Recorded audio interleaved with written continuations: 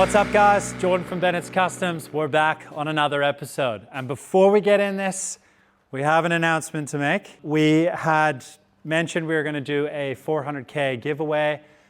We gave you guys 2 and a bit weeks to submit what you guys are creating at home. And then we took those emails, put them into a draw, kind of coordinator, or whatever you wanna call it. And then we were able to legit, let it kind of spin the wheel and we picked out someone. So I hope I'm pronouncing it right. Iskender.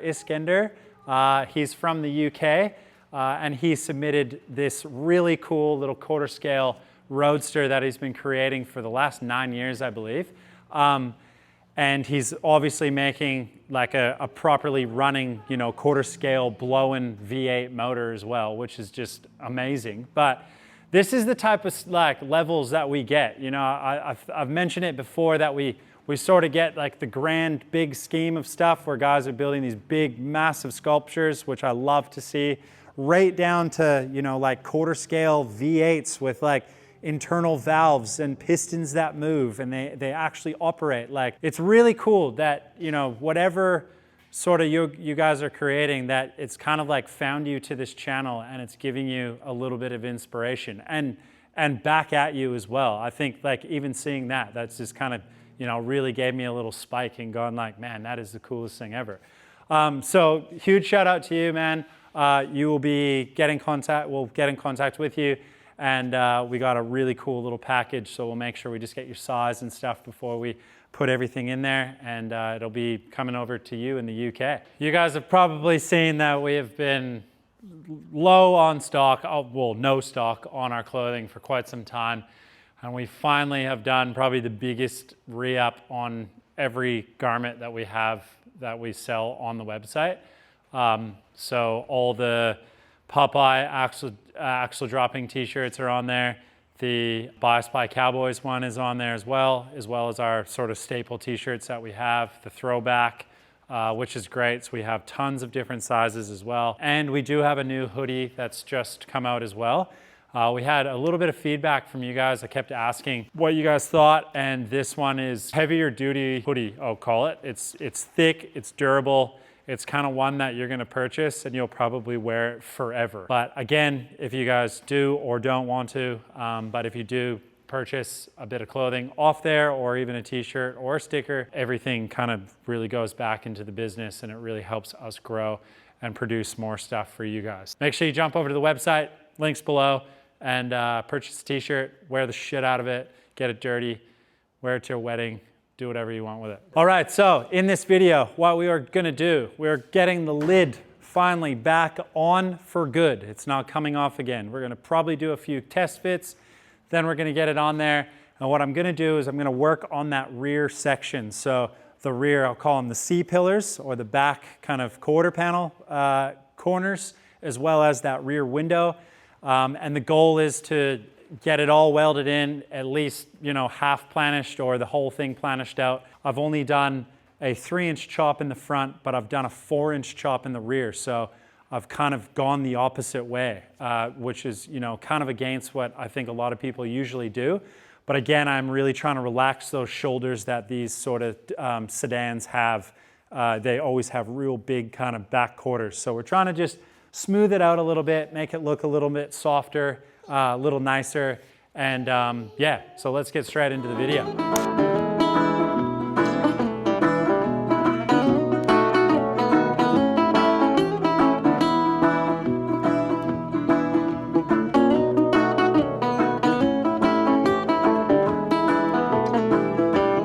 Okay, so we've got everything basically prepped in order to get the roof back on. So I think that's like the biggest thing I always kind of express is making sure everything is clean, prepped, your gaps are good. I've just spent a lot of time making sure everything was kind of square and really clean. And then we've just gone through and cleaned all of our edges as best we can.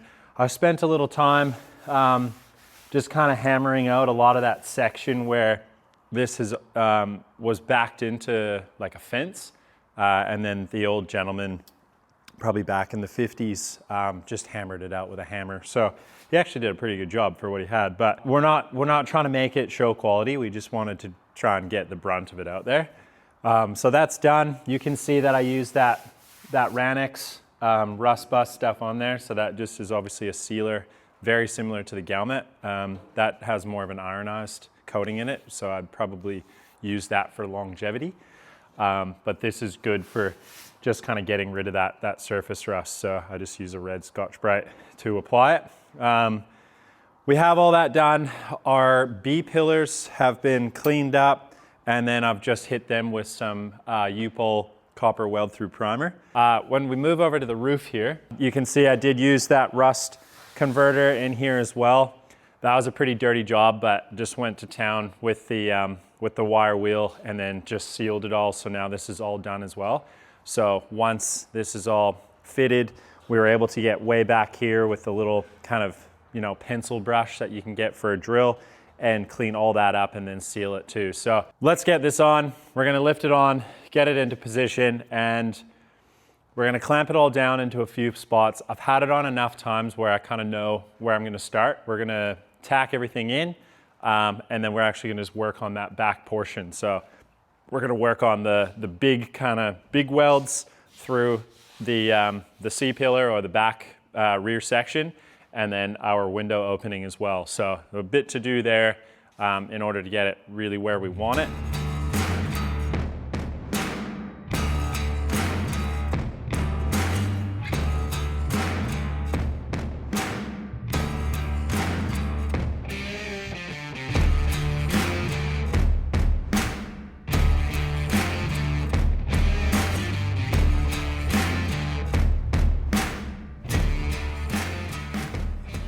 You can see that inside C-pillar piece that we welded back on first, making sure that everything was gonna line up. So remember, I've cut this, what was it, 4 inches in the front and 3 in the rear? No, 3 in the front, 4 in the rear. 3 inches out of the front, 4 inches out of the rear. So it's kind of a weird chop. Usually I kind of do it kind of even all the way around, but I'm really trying to relax those big shoulders that sedans usually have, and just kind of smooth it out a little bit better. So we rolled it outside, and I really dig the profile. So again, if you guys haven't been following along, this chop, I've sort of done it where we didn't have to splice down into the bottom of the A-pillar. I've just cut just above the hinge. That was sort of a tip from Mark Codd, who does a lot of chops. And I mean a lot, and he does incredible chops as well, and he kind of gave me a hot tip to just, if I was going to do a conservative chop and not really heavy, that we can just go just above the hinge, and that will help us not have to realign the hinges and do a whole lot of work there. So because we did that 3 inches, this is kind of the required windshield size that we're after.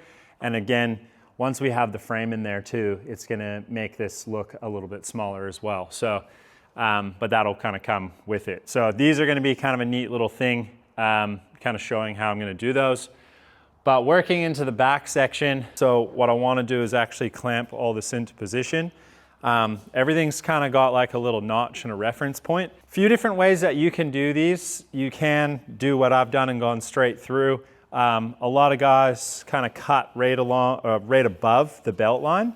Hindsight, I kind of wish I did that, just because it's a little bit nicer of a chop. You can kind of make it look a little bit cleaner. And when you're welding next to a belt line, like this has got a lot of shape in it, and so it's harder for it to want to warp under the heat from when we weld it. So up here we got a lot of movement, which isn't a bad thing. We can, we're gonna have to hammer this out anyways. So we're kind of at the point now where we can get everything sort of clamped into place throughout the A, B, and C pillars.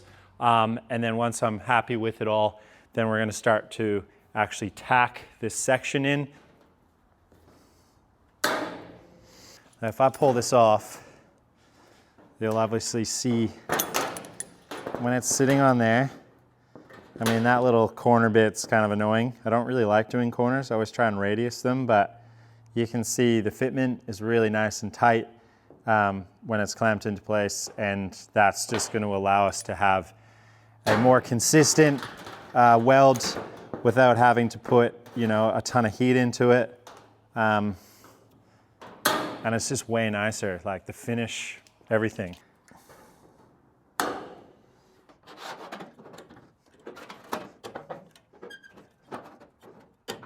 So I want to tack this part in, then we're going to work over onto this side here. With doing that, we're going to start from one end all the way to the other end. I'm not going to do a tack here and then jump over and try and do a tack there, because you can kind of trap the metal. So what I'll probably do is do a tack, then another one, then I'm going to planish that tack out, because with each tack it obviously wants to shrink, which brings these panels too tight together. So I still want to have them just touching, not with a lot of pressure. Otherwise, if we keep trying to do that, this will eventually pop in the inside of the other one, and it makes it really difficult. So you guys have seen me do that a lot, but it's you know, kind of an important little process. We are going to start welding. I have 60 amps on the machine. Whether I use 60 amps on here, I probably will not. I'm running a 1.6 tungsten, and I'm using 0.35 or 0.9 MIG wire. A bunch of these in preparation. I've went over and I ground all my tungsten, so I have 5 of those laying on the table, so that if I do end up dipping the tip, I can just pull it out and put a new one straight in. And we are basically ready to go.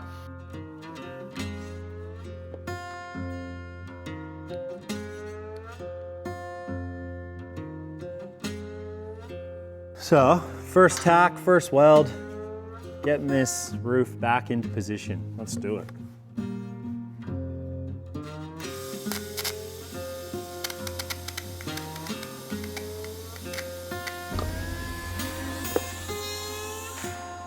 So that was just a quick kind of small tack, and we used 35 amps. So bugger all really, but I just did a really small one just to kind of get the ball rolling.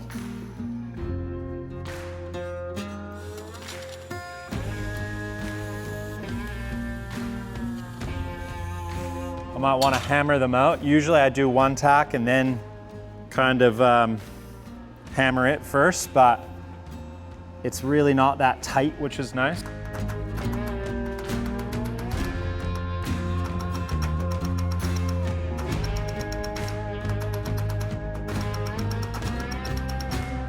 And I can see when I was doing that, this panel started to relax. So now you can see I can push it.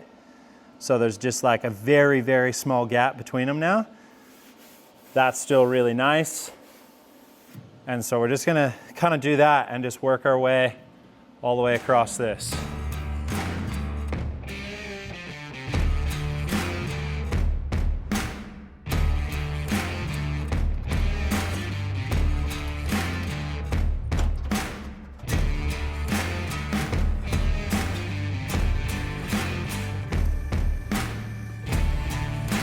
It's a tedious process, but the more you spend time on doing these little parts, see how I just popped that?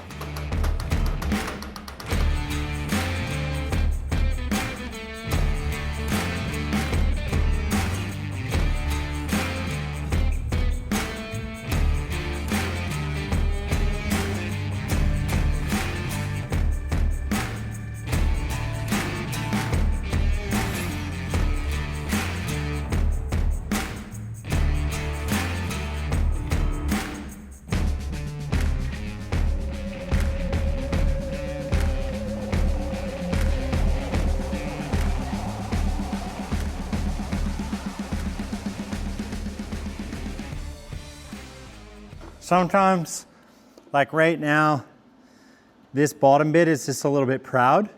So when I tack it, sometimes I just pull down a little bit on the clamp, which then makes it really nice. So I just kind of use my middle finger, weird little techniques, but it just helps it line it up a little bit better.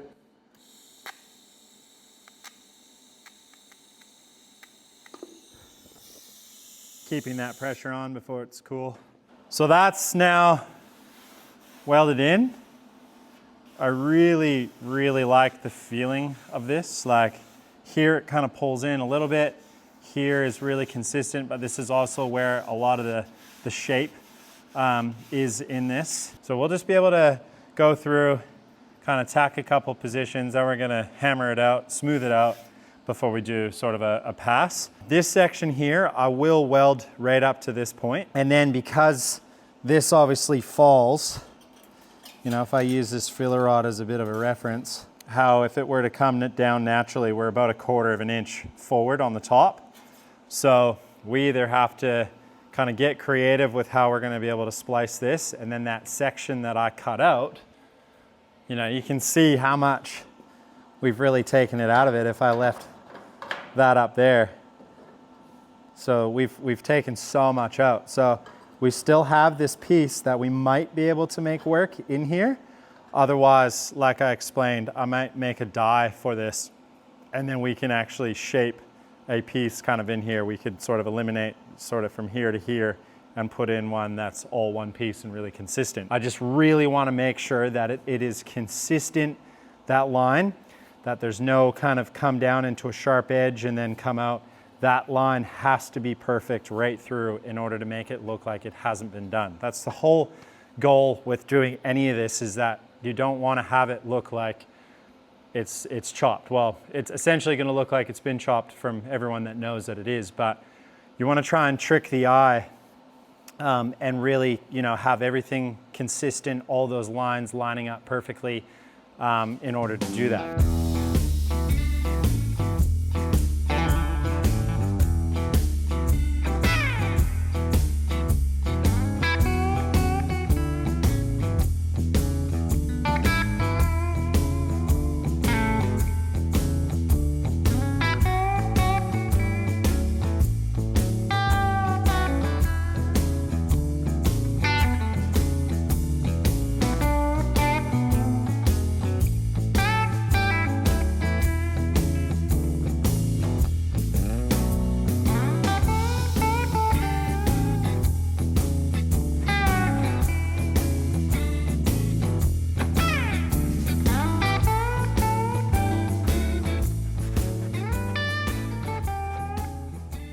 So we have them all tacked into place now.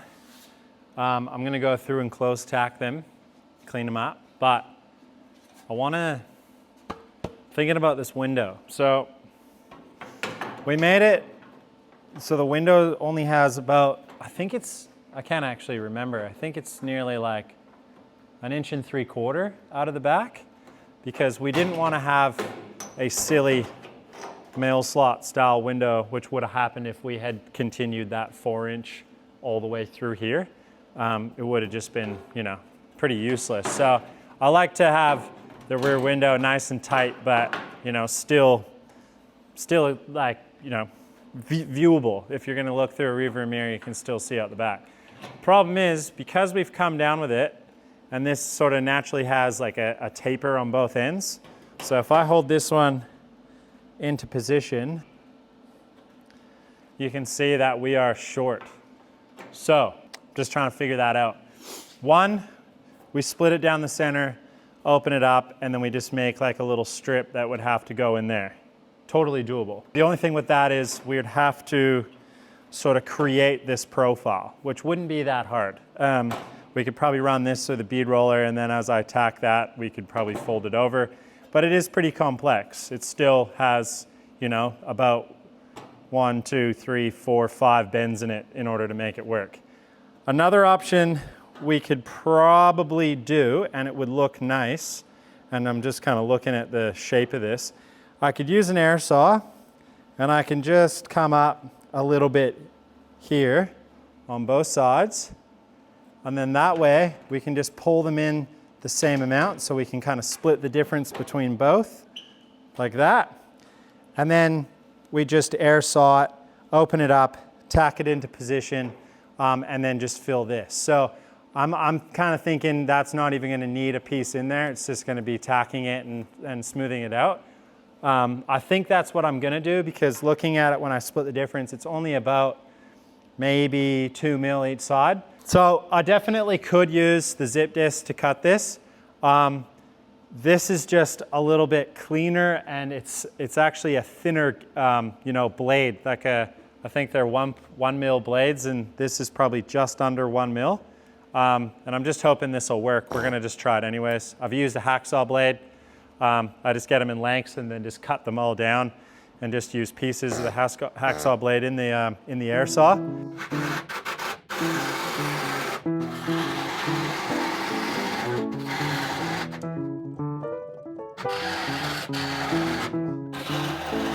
Golly fucking fuck. Swapped out the hacksaw blade for the proper blade, and it works 1,000 times better, and it is so nice and skinny that it just leaves this really fine line.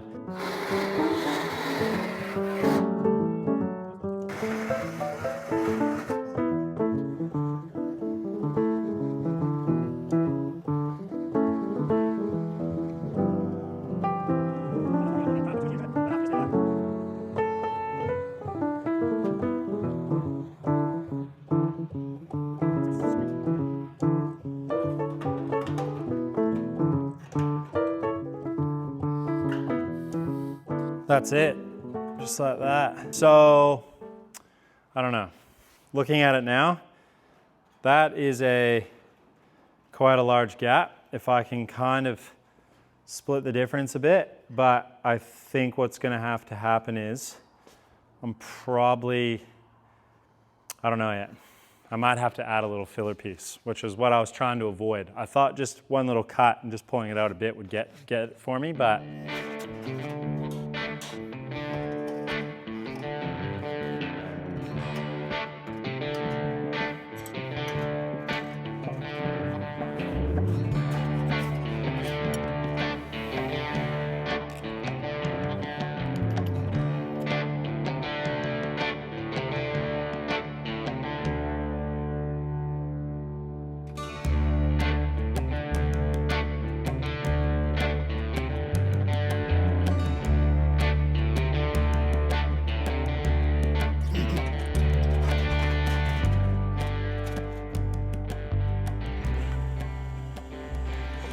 So what I'm gonna do is weld this bottom piece, like tack this into position, and then we're gonna come up here, put a tack on either side, making sure that they're where they're supposed to be.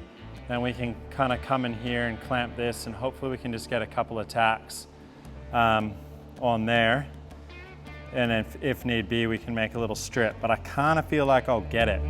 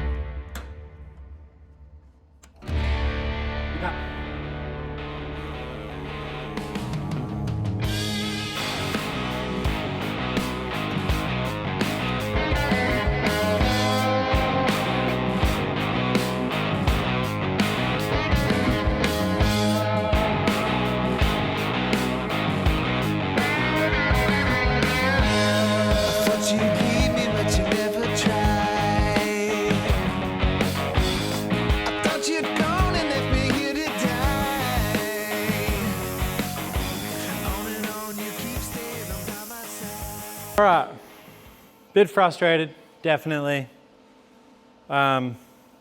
This is far bigger than I like. I like precision. I like tight fitment, less heat, quick welds, you know, easy to planish out. Hindsight, cutting that center section out would have been the best choice, I think. I mean, I'm here now, we're doing it, it's fine, but that would have worked a lot better. This potentially could have used a bit of sheet metal in there, although it is still very narrow that once you go to tack it, it just basically melts out. So I might use, I mean, look, I could do this a few different ways. I could use the MIG and just do like a, you know, kind of Carl's method. He calls it like the stack attack. And I could just tack between these ones, let it cool, tack behind these, let it cool. I do have access to the back of it, so I'm thinking there's one area where there's like a bit of the garnish molding that comes out, but I would like to get in behind and just kind of knock the backs of these welds out and then just hammer this a bit smoother. We just have a few high and low spots due to the thickness of that weld, so when you try and hit that with the hammer, it's just gonna dent it. And then I can come in and get in between, and I'll get it eventually. You know, I'm not too scared of that thickness, it's just, I don't really like it.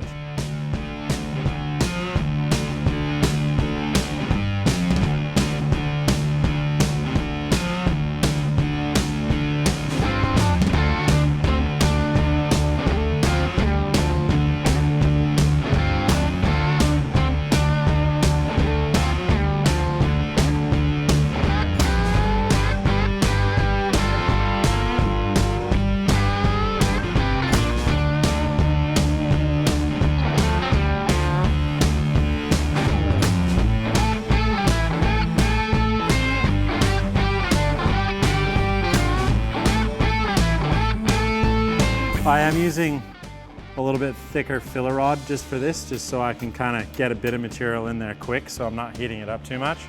You can see that one was sort of just leaning on one side without kind of bridging the gap. So you can see obviously the heat signature is a lot bigger than these little guys. This area here where I put these on, I just used a little bit of copper backing and that helps just sort of, you know, dissipate the heat a little bit and kind of gives me a little bit of backing to be able to fill it up a bit. So now that we're at this position, what I'd like to do is just go through and we're just gonna take the tops of those welds off and the backside. I'm also making sure the backside is quite clean. Once we get it to that position, then I'll be able to just come through and we'll fill that up and we'll do the exact same process is there. And that's just purely welding it, sanding it out, trying to just take, you know, the tops off the welds. We don't want to take any of the material around it. Once we get that weld right down and flat, I just go over it with a file to make sure that we are keeping flat. And then I just use like die-come layout or a Sharpie and just run that over and, you know, hammer and dolly what needs to be hammered and dollied. So.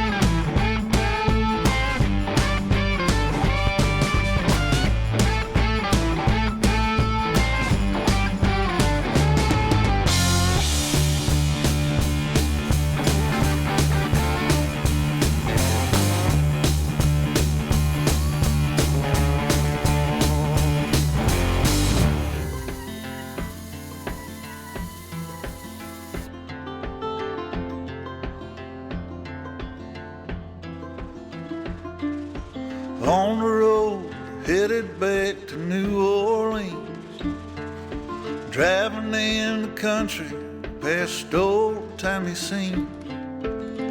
Big birds were singing in the tall willow tree, mighty fine. 3 words written on a paper bag, I miss you, was written in a message in black, thrown in a van to 1,000 miles back, a better time. And how many souls and times that I've told of places that I'd wanna be, and how many days when I could have stayed instead of just getting up to leave. And given we make time, I'll meet you down the line.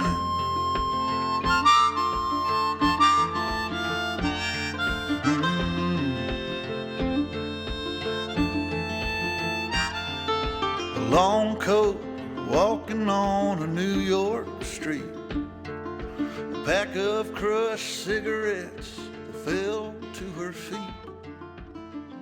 Well, ain't it odd how some... Okay, so now that we have those upper two bits done and kind of, you know, the majority of it sort of welded in, what I want to do is I'm just going to go through here and just kind of close tack a lot of these areas. These ones are probably good, but there's just a couple sort of inconsistent gaps that I want to just, you know, make sure that they're tack welded evenly. Once that's done, I'm going to just planish this a little bit. There's a little bit of a ridge right here. You can hear it on my nail, whereas everywhere else is pretty good. There's one little bit there. So I just want to make sure that it's nice, clean, and consistent. And then we're going to go through and kind of do a weld straight across the whole way in one big hit. So I'm just going to go through that, do it, and then we'll planish those out. Cheryl lives down in the south, working at the Waffle House, has a second job at midnight when it's time to leave. Costs $7.50, never seems to pay the rent. You gotta have a trick or two that's hidden up your sleeve. But living ain't a magic act, days are long and that's a fact. Money still ain't quite enough for her and all the kids. Times have changed, she always says. The good old days are gone and dead. She tucks the kids into their bed like Mama always did. But it's hard when you ain't got nobody, and it's hard when nowhere feels like home. Again, you know, your stop-start, if you can just run this through and you have like a consistent way of feeding the wire in, and you could just do this all in one hit, that is so ideal. I've explained several times that I can't do that because I kind of have two disabled fingers from when I cut my fingers off, and that kind of deters me from being able to consistently do it. So I just have to kind of allow myself to have a bit of filler out, and once I get sort of to a point, I have to stop. So I'm still working on it. I can sometimes do it, but it sort of depends on what my fingers are feeling like doing. A diner by the interstate serves them up a nice hot plate. Filling for You know, a chop like this too, if you didn't have a TIG welder and you just had a MIG at home and you wanted to chop it, it's so doable. You just have to really take your time with using a MIG welder. But again, you know, Carl's got incredible videos on techniques with kind of the MIG welding and stuff like that. But again, very doable. You could gas weld this as well.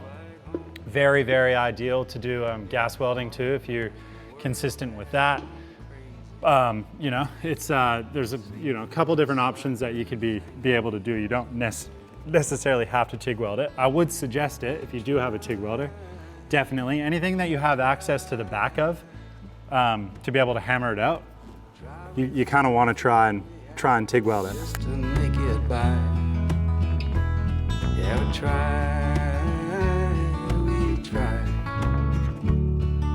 Try with all our heart and soul just to feel alive.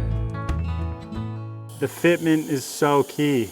The better your fitment, the easier it is to weld, the less heat you're gonna have to put into it. The thing too is like, doing your gap fitment's like really easy. Chasing your tail with heat and welding is not easy. So, you know, like if you have 2 panels and all you have to do is sit there with a file and or a grinder or whatever you're using in order to get that gap fitment perfect, you know, I would suggest that.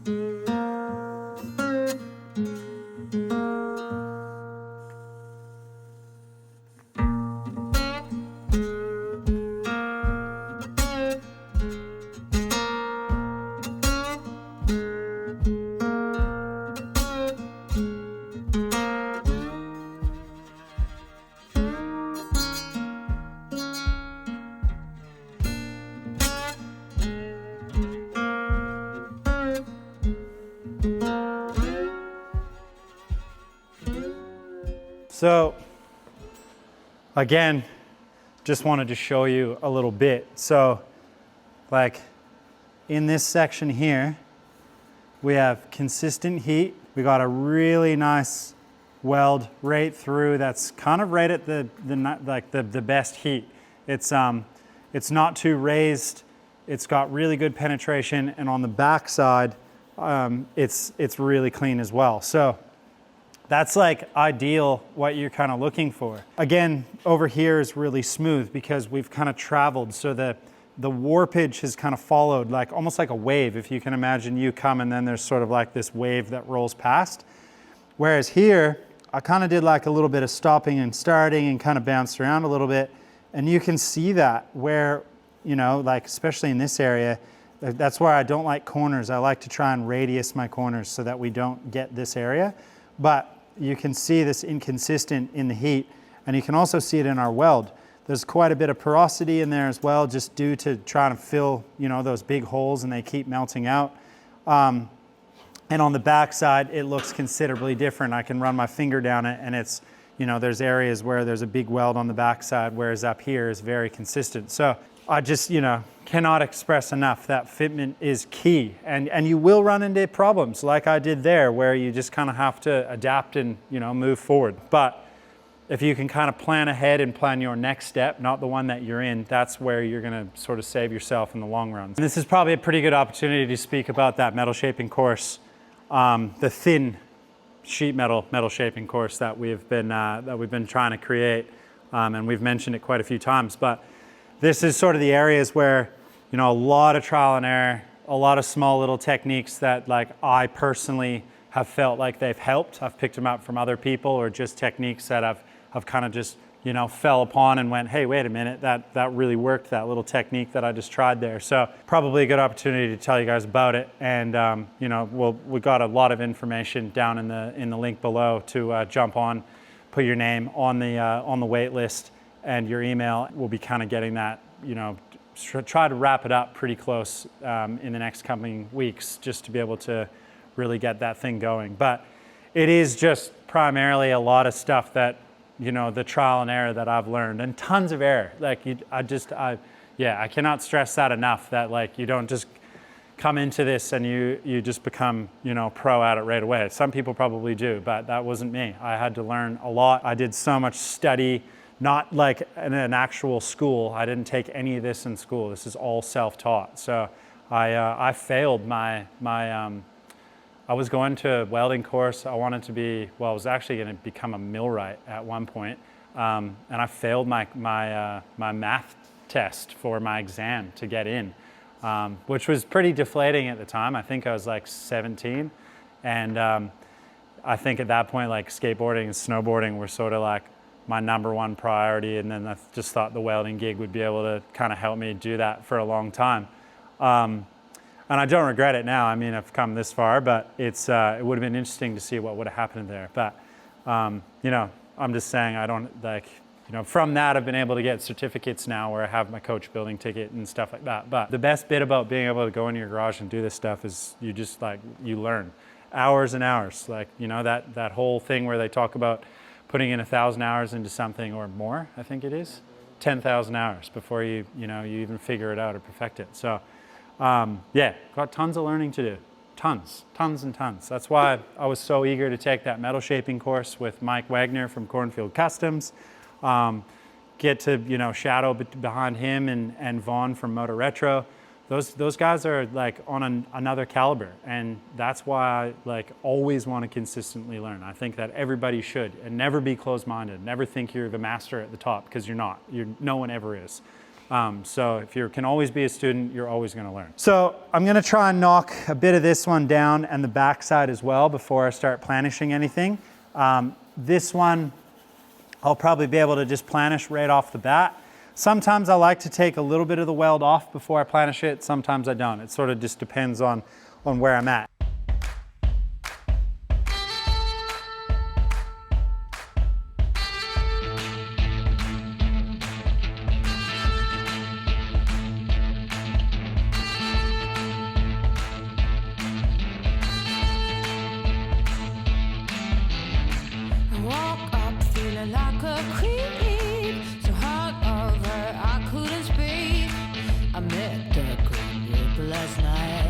Shook my hand in the end and said, you ain't got me losing. What you gonna do about it?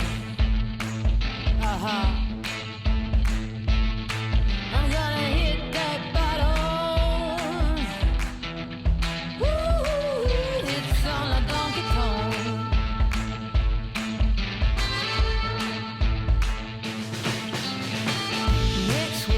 Which troubles do you seek? A pure heart is the root of all weak.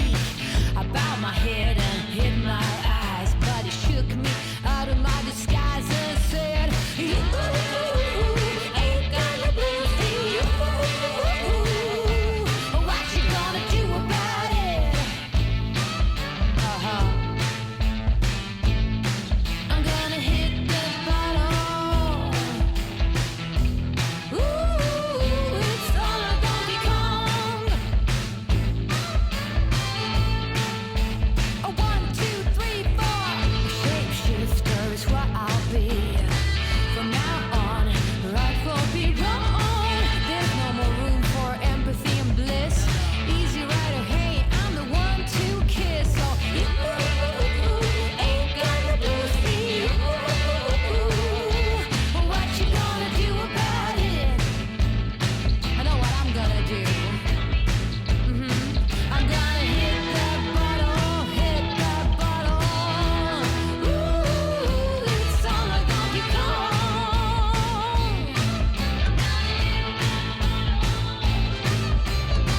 I'm gonna hit that bottle. It's all a Donkey Kong. All right, so with a little bit of finessing, some hammer and dolly work, I was able to get it relatively good. It probably looks a little bit better on camera, I'll be honest, than it is. There is still a little bit of work to do. I had to use the shrinking disc in this little area here. I knew that because I think just kind of how welding this in, it's kind of just pushed it out a little bit. And when we welded it, it didn't quite pull it in as much as I wanted to. So the shrinking disc made great work of that. Little bit of work to do just where that seam is. You can obviously see where the lead is on both sides here. So whether or not I do a little bit of lead work in there just to smooth it out, which I'm quite happy to do. And then, we'll kind of like paint this area to sort of match the rest of the car. But really happy with the way it's come out. I'm going to continue this right through onto the other side, then moving into the front. I've already done a little bit of work on the B pillars, making sure everything was going to be where it needed to be. And then the C pillars as well, they'll all kind of go in. So once we get this welded on everywhere, then we're going to start working on the door tops, getting those, where we want them and making sure we got a nice consistent gap. And then we're going to be working on this area as well. So we need to make sure that we create something to line these beads up. So again, this one is sitting still in front of the bottom one here. So whether or not we can do either a couple pie cuts, or what I'm thinking is potentially making a die so that we can actually run this through the power hammer and I can make a consistent shape and we could actually cut out a section. Not entirely sure what I'm going to do yet. So Let me know what you guys have done. If you guys have chopped one of these before and you're kind of yelling at the TV saying, wait, before you do anything, do this. Let me know what you guys think. And you know, it'll be kind of I'm able to take anything on board. So it'd be really nice to hear what everyone thinks of it so far.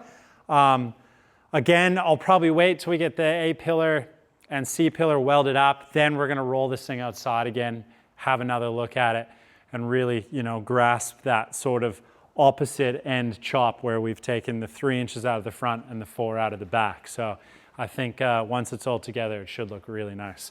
But anyways, hopefully you guys enjoyed that video.